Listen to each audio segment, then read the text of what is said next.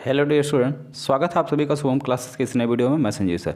Student, जैसा कि मैंने कल के वीडियो में आप लोगों से कहा था कि पतले लेंस के लिए, ठीक है, किसी भी पतले लेंस के लिए इस फार्मूले को प्रूफ करने से पहले गोलीय पृष्ठ के द्वारा अपवर्तन का जो फार्मूला होता है उसको सबसे पहले प्रूफ करना होगा। जैसा कि मैंने कहा भी था कि आप लोग जो है इस टॉपिक को ज़रा देख लीजिएगा।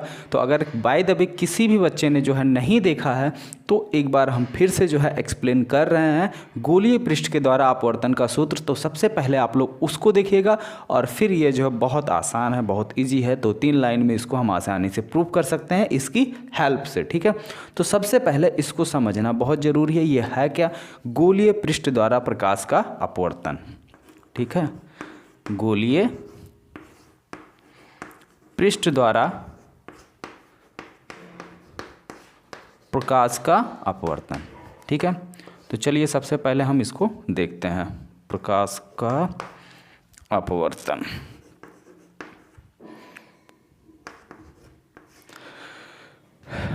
इसमें देखिए ये हमारा एक गोलीय पृष्ठ हमने मान लिया है, ठीक है। ये पूरी तरीके से जो है इधर पूरा कांच ही कांच है, ठीक है। और इधर यानी इधर माध्यम दूसरा है, इधर माध्यम दूसरा। इधर माध्यम क्या है? वायु है, तो यानी विरल माध्यम है। और इधर पूरा कांच है, तो यानी कि इधर जो माध्यम होगा वो क्या होगा? सघन माध्यम होगा, ठीक है। इतनी बात क्लियर है? यहाँ तक बच्चों समझ में आया अच्छे से? भाई यहाँ तक तो अभी कुछ भी नहीं, यहाँ तक तो आसानी से दिमाग में आ गया होगा, ठीक है। आगे देखिए, ये ठीक है, गोलीय पृष्ठ के सामने बिंदु O पर कोई वस्तु यहाँ पर रखी गई है, ठीक है। तो जब गोलीय पृष्ठ के सामने कोई भी वस्तु रखा जाता है तो वहाँ से एक प्रकाश किरण क्या होगी? यहाँ चलेगी, ठीक है। अब यह प्रकाश किरण ऐसे सीधे जा रही है, जैसे ही यानी एक माध्यम से दूसरे माध्यम में प्रवेश करती है। इधर माध्यम आपका विरल है, अगर इधर हम माध्यम N1 मान लें और इधर माध्यम क्या मान लें? N2 मान लें, ठीक है, N2 मान लें। अब क्या है, प्रकाश किरण एक माध्यम से दूसरे माध्यम में जाती है तो क्या होता है? अपने मार्ग से विचलित हो जाती है। अगर विरल से सघन में जाता है तो अभिलंब की ओर क्या होता है? झुक जाता है कि नहीं? अब लेकिन अभिलंब की तरफ झुकता है ना। तो सिंपल सा देखिए, ऐसे सीधे ना जाके अब क्या हुआ? अभिलंब की तरफ झुक गया। अब इस बिंदु पर अभिलंब कैसे खींचेंगे? यहाँ पे अभिलंब खींचने का सबसे आसान तरीका है, इस बिंदु को गोलीय पृष्ठ के सेंटर से मिला दीजिए, ठीक है। ये जो है किसी कांच के खोखले गोले का ही भाग है। अब गोला है तो गोले का सेंटर तो ऑब्वियस है कि सेंटर जरूर होगा। तो उसी सेंटर को क्या किया गया है? इस बिंदु से मिला दिया गया है, ठीक है। ये डॉटेड लाइन जो N लिखे हैं, N फॉर नॉर्मल, ठीक है, यानी कि अभिलंब। अब अभिलंब की तरफ झुक गया ये, ठीक है। तो अब यहाँ पे ध्यान से देखिए, ये हो गई हमारी आपतित किरण, ये हो गया अभिलंब। तो आपतित किरण अभिलंब के साथ कितना कोण बना रही है? I, ठीक है। इसको बोलते हैं आपतन कोण, और ये हो गया I, ठीक है।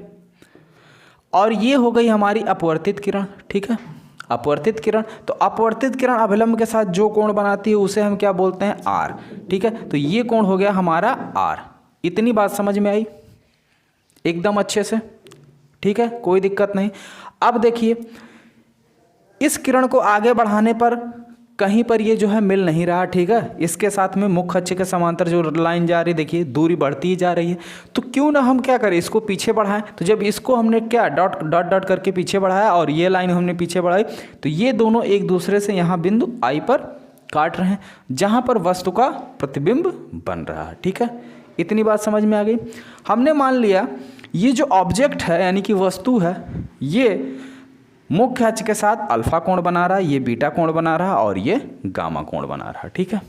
ये मान लिया गया। अब देखिए ध्यान से, नाम बिल्कुल सब कुछ क्लियर है। ये आपका क्या होता है? ध्रुव होता है, जिसे हम लोग P से डिनोट करते हैं, क्लियर। अब ध्यान से देखिए, एक त्रिभुज आपको दिखाई दे रहा हो, ये डॉटेड वाला IAC त्रिभुज दिख रहा, IAC। ध्यान से देखिए भाई, एक त्रिभुज दिख रहा है आपको ना, त्रिभुज IAC में। इसमें क्या दिख रहा है? ये डॉट वाला टू टू टू, ठीक है। ये अब देखिए ध्यान से, ये कोण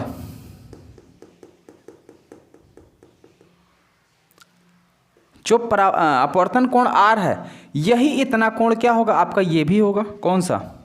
ये भी R के बराबर ही होगा आपका। क्यों? क्योंकि शीर्षाभिमुख कोण है ना। देखिए ये आपकी नॉर्मल वाली लाइन है, ठीक है, और ये आपकी क्या है, अपवर्तित किरण वाली लाइन है।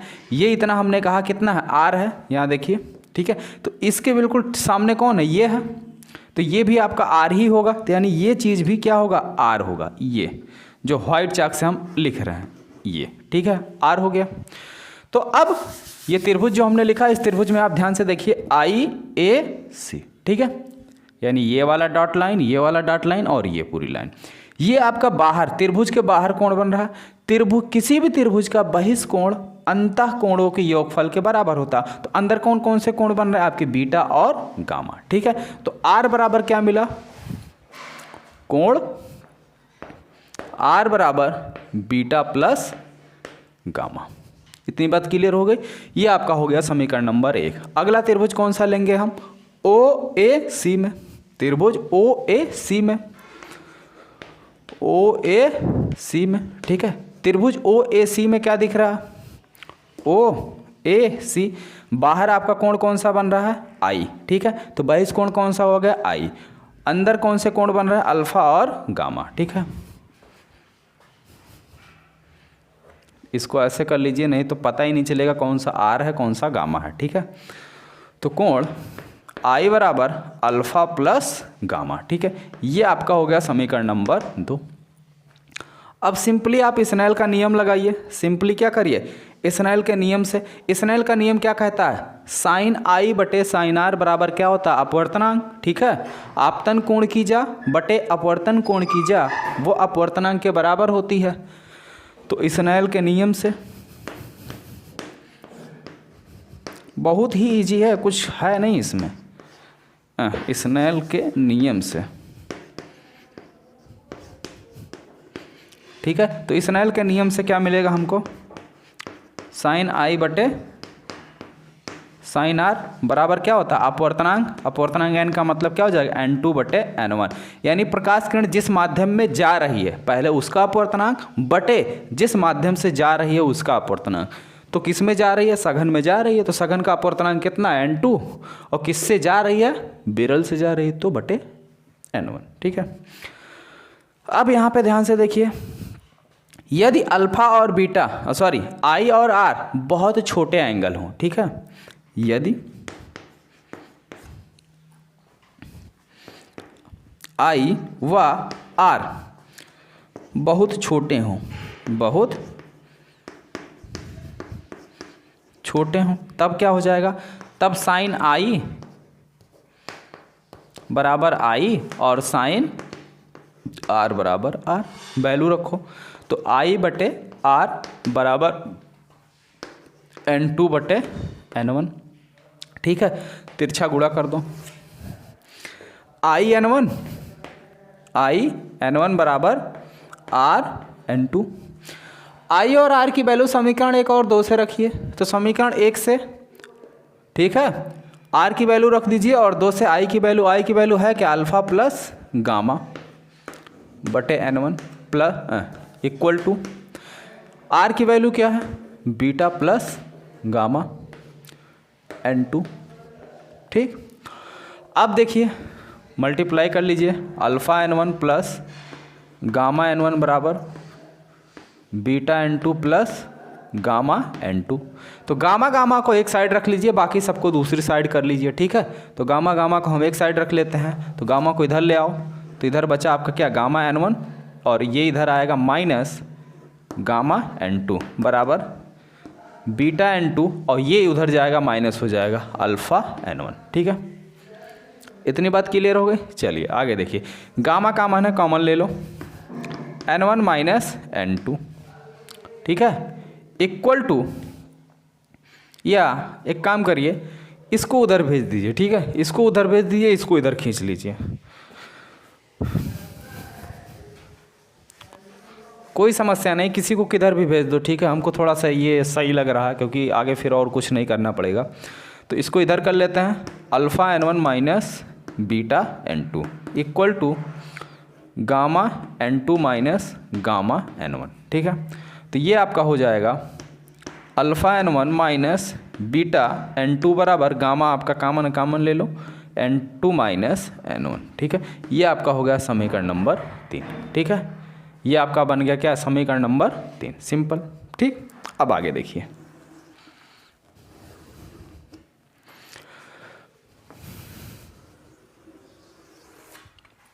जरा ध्यान दीजिए, अल्फा बीटा गामा एंगल आपको दिख रहे हैं। ए से यहाँ से हम क्या करें, एक लंब खींच दें। ठीक है, बिंदु ए से एक लंब खींच देते हैं। इसकी ऊंचाई मान लेते हैं कितनी है, h है। और यहाँ पे जो आ रहा है इसको कोई नाम दे देते हैं, ए बी सी हो ही गया है तो इसको नाम दे दो भाई डी। ठीक है, अब त्रिभुज आई ए डी में tan बीटा बराबर क्या हो जाएगा, लंब बटे आधार। तो लंब आपका कौन सा हो गया, h, आधार कौन सा हो गया, आई डी। ठीक है, तो लंब बटे आधार tan बीटा बराबर क्या हो जाएगा भाई, लंब बटे आधार। लंब कितना है h, आधार कितना है आपका आई डी। ठीक, अगला देखो, tan गामा कितना हो जाएगा, tan अल्फा बराबर, ये कौन सा त्रिभुज होगा, ए ओ डी। tan लंब बटे आधार, तो लंब हो गया h, आधार हो गया ओ डी, h बटे ओ डी। ठीक है, next tan gamma equal to, tan gamma इधर है ए सी डी में, त्रिभुज ए सी डी में tan गामा बराबर लंब h हो गया, आधार डी सी, h बटे डी सी। ठीक है, इतनी बात क्लियर है एकदम। अब देखिए, यदि अल्फा बीटा और गामा बहुत छोटे एंगल हो, या यदि दर्पण का द्वारक बहुत छोटा हो, ठीक है, यदि दर्पण का द्वारक बहुत छोटा हो, तब बिंदु डी बिंदु P पर क्या होगा, समपाती होगा। यानी ये जो बिंदु है, इस बिंदु पर दर्पण का द्वारक अगर बहुत छोटा हो जाए, यानी ये इतना सा हो जाए, तो यानी ये जो पॉइंट आएगा यहाँ कहीं आ जाएगा, बिंदु है आ जाएगा, और यहाँ से जब यहाँ हम लंब डालेंगे तो यही पॉइंट मिलेगा। ठीक है, यदि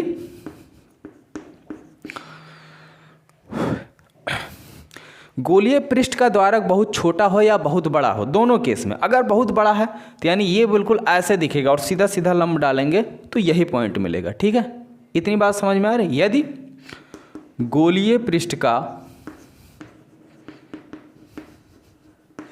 द्वारक का मतलब समझ रहे हो ना, जहां प्रकाश किरण आपतित हो रही है, एस और एस डैश, द्वारक बहुत छोटा हो, तब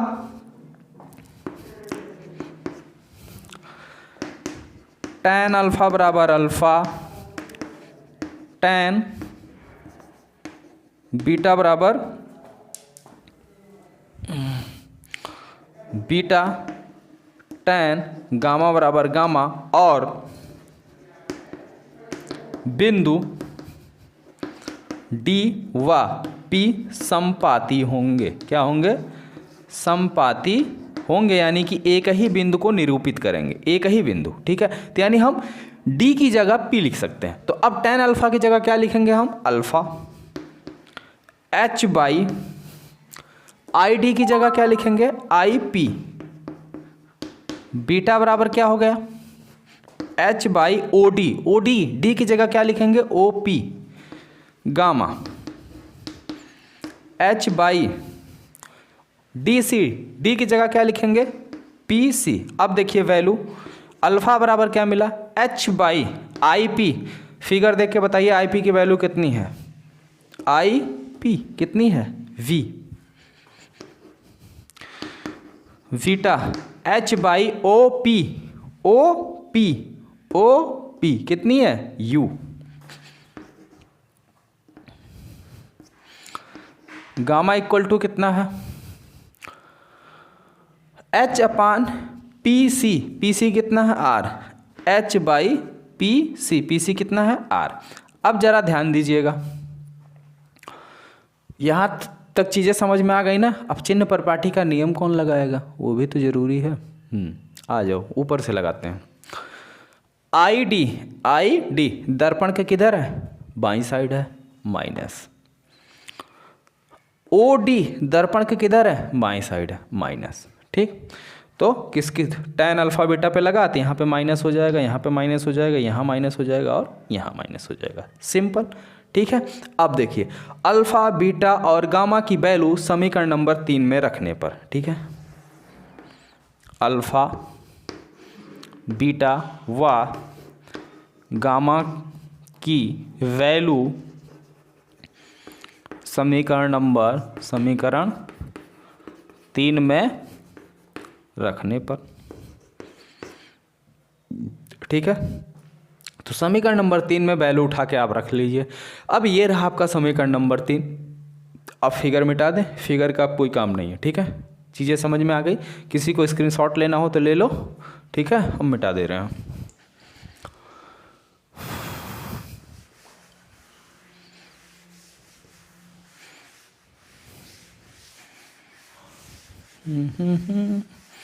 चलिए,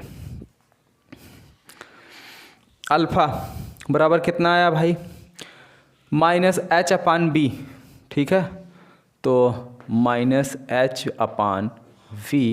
अल्फ़ा, ठीक है, ये इसकी वैल्यू हो गई। माइनस बीटा की वैल्यू कितनी है, beta beta beta -h/u beta equal to कितना, गामा की वैल्यू कितनी है, h/r और n2 - n1, ठीक है। इतनी बात क्लियर हो गई। हाँ, अब देखिए भाई ध्यान से समझिए।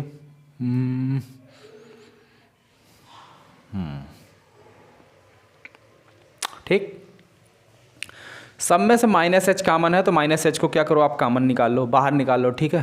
तो -h को हमने निकाला बाहर, यहाँ बचा क्या, अरे यार अल्फ़ा की जब वैल्यू रख रहे हैं, सॉरी अल्फ़ा बीटा और गामा की वैल्यू रख लिए तो यहाँ बचेगा क्या, n1 है ना, n1 n2, ठीक है।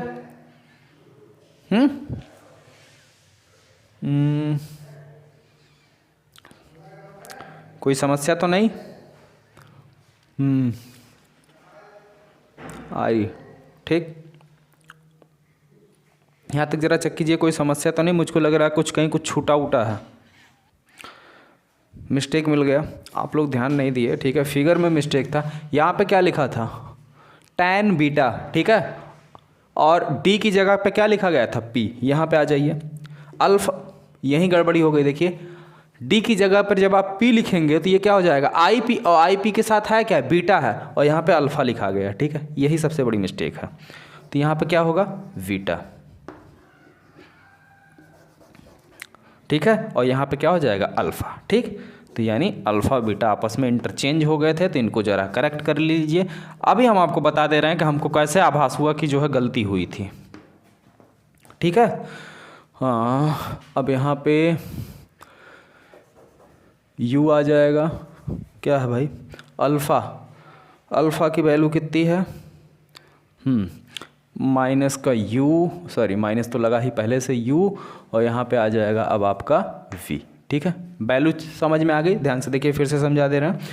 अल्फ़ा n1, अल्फ़ा की वैल्यू है कितना, -h/u, तो मैंने रख लिया -h/u n1, ठीक है भाई। माइनस ऊपर लगाओ या नीचे लगाओ कोई फ़र्क नहीं पड़ता, ठीक है, माइनस हमने ऊपर कर दिया वहाँ पे। आगे देखिए, बीटा की वैल्यू कितनी है, -h/v, और क्या है, n2 रख लिया। गामा की वैल्यू ऐसे ही सही है, कोई दिक्कत नहीं। हाँ, समस्या जानते हो कहाँ पे हुई, कैसे हमको पता चला कि प्रॉब्लम है, प्रॉब्लम इसलिए समझ में आ गई कि n2 के साथ में v आना चाहिए था, लेकिन यहाँ पे उल्टा हो रहा था, v n1 के साथ में आ जा रहा था, ठीक है, इसीलिए हम पकड़ लिए।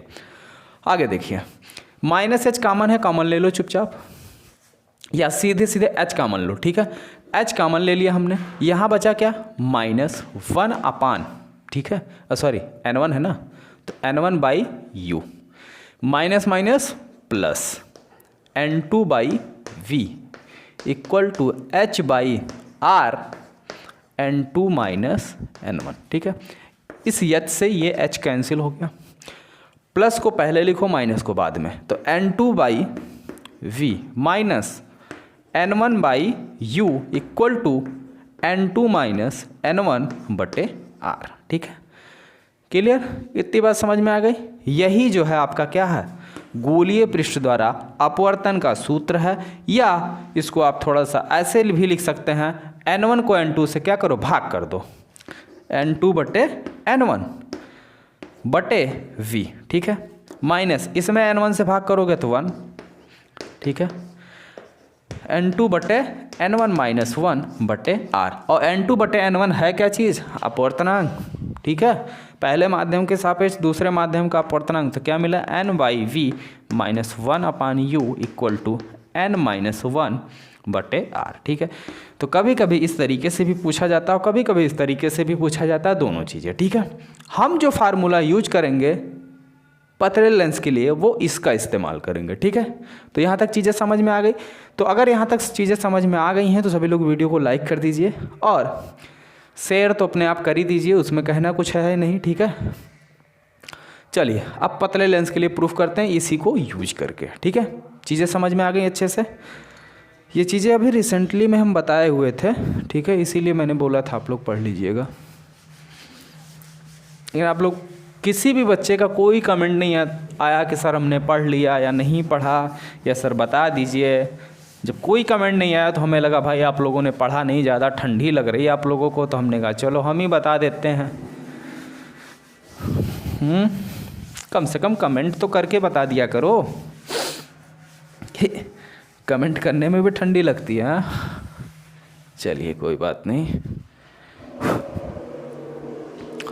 पतले लेंस के लिए मान लीजिए ये हमारा कोई एक पतला लेंस है, ठीक है, ये कोई पतला लेंस है, ये इसकी मुख अक्ष हो गई, इसके सामने कोई वस्तु, ये जो पृष्ठ दिख रहा है ये, इसकी त्रिज्या मान लेते हैं कितनी है, r1, और इसकी त्रिज्या मान लेते हैं कितनी है, r2, ठीक है।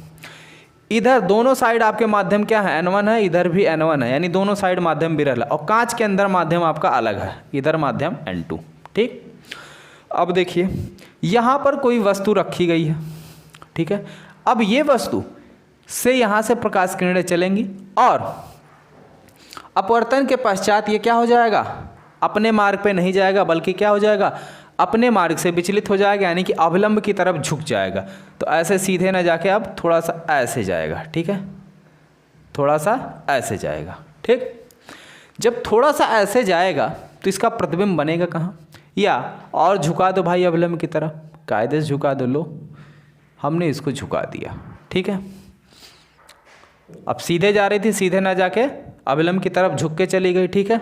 इतनी बात समझ में आ गई। रुकिए हम फिगर कंप्लीट कर लें, उसके बाद अच्छे समझाते हैं जिससे आपका टाइम बचे।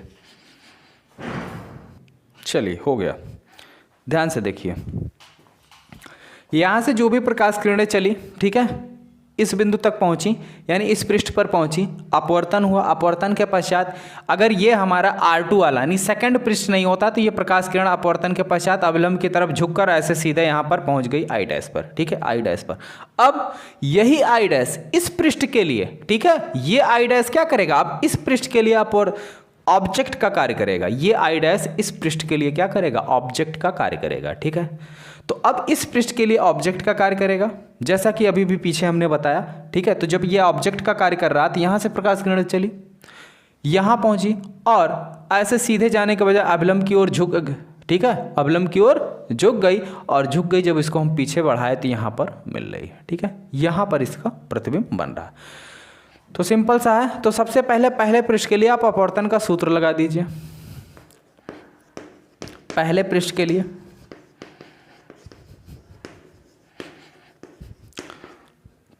लिए अपवर्तन का सूत्र, ये आपका ऑब्जेक्ट है यानी U, ठीक है। इसके लिए प्रतिबिंब कहाँ बन रहा, I डैश पर बन रहा, ठीक है, यानी कि V डैश, ठीक है। और ओरिजिनल प्रतिबिंब ये है तो इसकी दूरी V हो गई।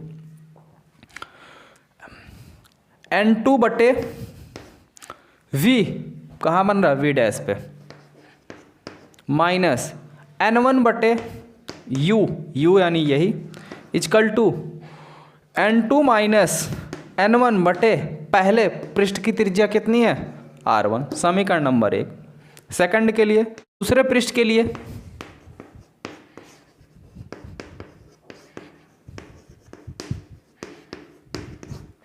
तो दूसरे पृष्ठ के लिए क्या होगा, देखिए पहले पृष्ठ के लिए क्या था, प्रकाश किरण N1 से N2 में जा रहा था, लेकिन दूसरे के लिए N2 से N1 में जा रहा है, ठीक है। तो जहाँ जहाँ N2 था उसकी जगह अब क्या आ जाएगा, N1 आ जाएगा, और N2 की जगह N1 आ जाएगा, ठीक है। तो क्या होता है फार्मूला, N2/B। अब N2 का काम कौन कर रहा है, आपका N1, यानी इसमें से इसमें जा रहा है ना, तो N1/V। प्रतिबिंब कहाँ पर बन रहा है, यहाँ पे। V क्या है, प्रतिबिंब की दूरी, V लिख लिया हमने, ये माइनस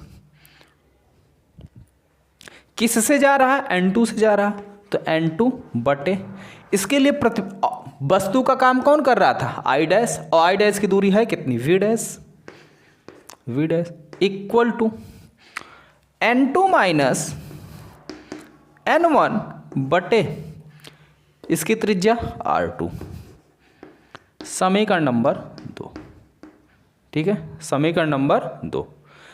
ये भी बदल जाएगा आपका, ठीक है, N1 माइनस N2 हो जाएगा। क्यों, क्योंकि प्रकाश किरण N2 से N1 में जा रहा है, यानी यहाँ N1 से N2 था, यहाँ N2 से N1 है, तो फिर ये भी चेंज हो जाएगा, N1 माइनस N2, ठीक है। अब दोनों को जोड़ लो, समीकरण 1 और 2 को जोड़ने पर, ठीक है। तो इधर हम मिटा दे रहे हैं, फार्मूले का काम खत्म हो चुका, बस जोड़ लो, यही आपका आंसर। जोड़िए भाई, सभी लोग जोड़िए, आया आंसर कि नहीं आया, जल्दी बताइए।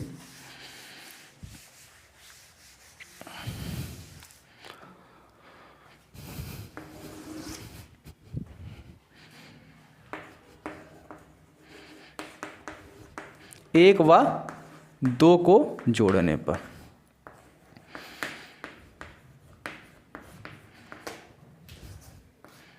ठीक है, समीकरण 1 व 2 को जोड़ने पर। तो ये रहा आपका समीकरण 1 और ये रहा समीकरण 2, जोड़ लो भाई, लेफ्ट हैंड साइड में, right hand side right hand, तो N2/V dash minus N1/U plus N1/V minus N2/V dash equal to next side N2 minus N1/R1 plus N1 minus N2/R2, ठीक है। कुछ कट रहा, इससे ये कैंसिल, ये प्लस है, ठीक है, प्लस वाले को पहले लिख लो, N1/V minus N1/U equal to, यहाँ कुछ कॉमन दिख रहा है, N1 माइनस N2 कॉमन ले लो, N1 माइनस N2, ठीक है। तो ये हमने कॉमन ले लिया, यहाँ बचा 1/R1, ठीक है। इसमें से अगर हम कॉमन ले लें, इसमें से अगर देखिए माइनस कॉमन ले लीजिए, ठीक है, तो यहाँ बीच में अगर आप माइनस लगा दे रहे हैं तो ये चीज़ें बदल जाएंगी, ये माइनस हो जाएगा, ये प्लस हो जाएगा, ठीक है। तो N2 पहले हो जाएगा, ठीक, N1 माइनस में, क्लियर, तो बीच में माइनस 1/R2। अब N1 से भाग कर दो तो आएगा क्या इधर, 1/B minus 1/U equal to N2/N1 minus 1 into 1/R1 minus 1/R2, ठीक है। ये क्या चीज़ होता है, ठीक है, ये लेंस का फार्मूला होता है, इसको लिख सकते हैं 1/f इक्वल टू, ठीक है, 1/f, ये हो जाएगा आपका N minus 1, 1/R1 minus 1/R2, ठीक है। तो सिंपली ये पतले लेंस का फार्मूला है, यही आपको क्या करना था, डिराइव करना था, जो कि आ चुका है, ठीक है। तो सारी चीज़ें आपको अच्छे से समझ में आ गई, इसीलिए हम फोकस कर रहे थे कि सबसे पहले आप गोलीय पृष्ठ द्वारा अपवर्तन का फार्मूला अगर समझ लेंगे तो चीज़ें आपको अच्छे से समझ में आ जाएंगी, ठीक है। किया क्या गया है, बस गोलीय लेंस द्वारा जो अपवर्तन का फार्मूला होता है उसी को यूज कर लिया गया, एक बार पहले पृष्ठ के लिए, एक बार दूसरे पृष्ठ के लिए, उसके बाद सिंपली जैसे जोड़ा जाता है बीजगणितीय योग के साथ साथ जोड़ लिया गया, ठीक है। तो चीज़ें समझ में आ गई अच्छे से। अब इसको 1-2 बार जो है आप लोग खुद कॉपी पेन लेके प्रैक्टिस कर लीजिए, जिससे ये क्वेश्चन जो है आपको अच्छी तरीके से तैयार हो जाए, कहीं पर कोई डाउट ना रह जाए, ठीक है। और अगर कोई समस्या हो तो आप कमेंट बॉक्स में कमेंट करके पूछ सकते हैं, ठीक है। मिलते हैं फिर नेक्स्ट वीडियो में, ओके, थैंक यू।